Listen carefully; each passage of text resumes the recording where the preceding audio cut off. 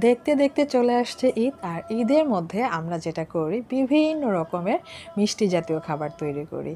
আর এমন একটি মিষ্টি জাতীয় খাবার হচ্ছে জর্দা, যেটা আমরা সবাই খেতে ভীষণ রকমের পছন্দ করি।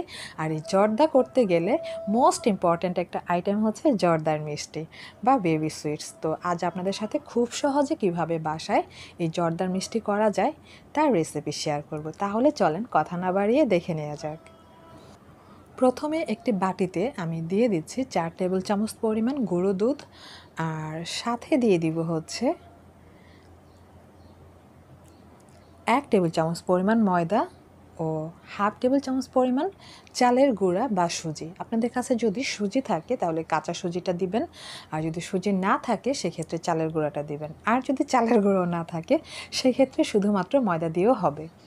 সবগুলো উপকরণ ভালোভাবে মিশিয়ে আমি এর মধ্যে দিয়ে দিয়েছি 1 টেবিল চামচ পরিমাণ ঘি, আর দিচ্ছি হচ্ছে 1 চিমটি পরিমাণ বেকিং পাউডার। বেকিং পাউডারটা হচ্ছে খুবই অল্প পরিমাণ দিতে হয়। এখন সবগুলো উপকরণ ভালোভাবে মিশিয়ে নিব এবং অল্প অল্প করে পানি অ্যাড করব। আমি এখানে প্রায় 2 টেবিল চামচ পরিমাণ পানি দিয়েছি এবং সুন্দর সফট একটা ডো তৈরি করে প্রায় 10 মিনিটের মতো রেস্টে রেখে দিয়েছিলাম। আর 10 মিনিট পর ফিরে এসে হাতের মধ্যে একটু ঘি মিশিয়ে নিয়েছি। এখন এই ডো থেকে অল্প একটু পরিমাণ নিয়ে ছোট ছোট বল তৈরি করে নিতে হবে। আর এভাবে হাতের তালুতে নিয়ে একটু এভাবে ঘোরালে কিন্তু খুব সুন্দর সুন্দর মিষ্টি হয়ে যাবে। তো এক এক করে আমি সবগুলো মিষ্টি তৈরি করে নিয়েছি। আর হচ্ছে মিষ্টির সাইজ সবগুলো একরকম হলে ভালো হয়, আর একটু 19-20 হলেও কিন্তু সমস্যা নেই। এখন মিষ্টিগুলো তেলে ভাজার সময় হয়ে গেছে। তো প্রথমে একটি হাঁড়িতে আমি দিয়ে দিচ্ছি পর্যাপ্ত পরিমাণ তেল এবং চুলাটা একেবারে লো আঁচে রেখে মিষ্টিগুলো এর মধ্যে দিয়ে দিচ্ছি। আপনারা নিশ্চয়ই খেয়াল করেছেন আমার এই তেল কিন্তু গরম হয়নি। যেহেতু আমার এই হাঁড়িটা ছোট তাই আমি একবারে খুব বেশি পরিমাণ দিব না। আর মিষ্টিগুলো দেওয়ার পর যাতে হাঁড়ির তলার সাথে লেগে না যায় এই জন্য আলতো করে একটু নেড়ে দিতে হবে। তবে এক্ষেত্রে কিন্তু কোনো চামচ বা নাড়ুনি ইউজ করা যাবে না। মিষ্টিগুলো যখন তেলের উপর ভেসে উঠবে তখন নাড়ুনি ইউজ করা যাবে। আর এখান থেকে হচ্ছে আমি মিষ্টিগুলো সাদা করার জন্য অল্প কিছু মিষ্টি তুলে নিলাম, আর কিছু আমি একটু লাল করে তুলে নিলাম। আমি এখানে 3 রকমের মিষ্টি করব। তো বাকি সুইটসগুলো আমি কিন্তু এখন ভেজে নিব। একই সিস্টেম, প্রথমে হচ্ছে আলতো করে একটু হাঁড়িটাকে নাড়িয়ে দিতে হবে, এতে করে যে হাঁড়ির তলাতে মিষ্টিগুলো লেগে যাবে না, সবগুলো মিষ্টি উপরে উঠে আসবে। তো এভাবে আমি সবগুলো মিষ্টি তুলে নেওয়ার পর কিছু মিষ্টি হচ্ছে একটু গাঢ় কালার করেছি যাতে এগুলো একটু কালারটা কালো আসে।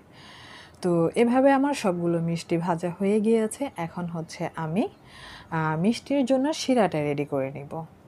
তো প্রথমে একটি হাঁড়িতে দিয়ে দিচ্ছে 1 কাপ পরিমাণ চিনি, আর দিয়ে দিচ্ছি 1.5 কাপ পরিমাণ পানি, দিয়ে দিচ্ছে একটা এলাচ। এখন লো চাইতে একটু বেশি আঁচে চিনিটাকে জাল করে নিব। চিনিটা যখন পুরোপুরি মিশে যাবে এবং হালকা বলক আসা শুরু করবে তখন এই মিষ্টিগুলো দিয়ে দিতে হবে। তবে একটা ব্যাপার অবশ্যই মাথায় রাখবেন, মিষ্টিগুলো যাতে ঠান্ডা থাকে। গরম থাকলে কিন্তু এই মিষ্টিগুলো চুপসে যাবে আর হচ্ছে ফুলবে না এবং শক্ত হয়ে যাবে। যদি মিষ্টিগুলো আপনি ঠান্ডা করে এভাবে শিরাতে দেন তাহলে মিষ্টিগুলো ফুলে বড় বড় হয়ে যাবে এবং এগুলো পরবর্তীতে চুপসে যাবে না। তো আমি এখানে দিয়ে লো আঁচে হচ্ছে 5 মিনিটের মতো জাল করে নিয়েছিলাম। এখন চুলাটা অফ করে দিয়ে ঢাকনা দিয়ে ঢেকে রেস্টে রেখে দেব আরও 30 মিনিট। 30 মিনিট পর ফিরে আসলাম। এখন দেখা যাক আমার মিষ্টির ফাইনাল লুক কেমন হয়েছে। হ্যাঁ, কত বড় বড় মিষ্টি হয়ে গিয়েছে। আর আপনারা নিশ্চয়ই খেয়াল করেছেন যে অতিরিক্ত যে চিনি শিরাটা ছিল এটা কিন্তু মিষ্টি পুরাটাই শুষে নিয়েছে। আর মিষ্টিগুলো এত সফট হয়েছে যেটা আসলে আপনারা দেখেই হয়তো বুঝতে পেরেছেন। তো হয়ে গিয়েছে আমার জর্দার জন্য পারফেক্ট মিষ্টি। তো আমার এই রেসিপি যদি আপনাদের কাছে ভালো লেগে থাকে তাহলে আমার এই ইউটিউব চ্যানেলটি আপনারা সাবস্ক্রাইব করবেন এবং লাইক ও কমেন্ট করে আপনাদের মতামত জানাবেন। ভালো থাকবেন সবাই। পরবর্তীতে নতুন কোনো রেসিপি নিয়ে আবার আমি চলে আসব। আল্লাহ হাফেজ।